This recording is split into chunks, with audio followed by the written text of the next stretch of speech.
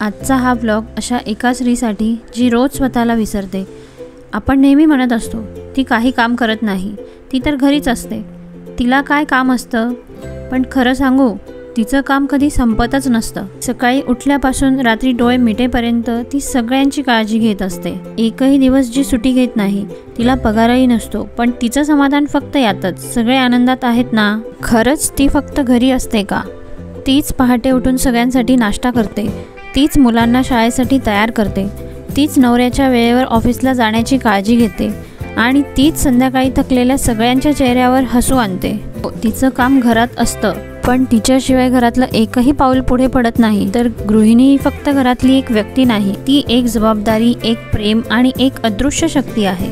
ती पैशाने मोजली जात नाही, ती संस्कारांनी, त्यागाने आणि आनंदाने मोजली जाते। माझ्या सर्व मैत्रिणींना माझा एकच संदेश आहे, आपलं काम लहान नाही मैत्रिणींनो, आपलं काम अमूल्य आहे।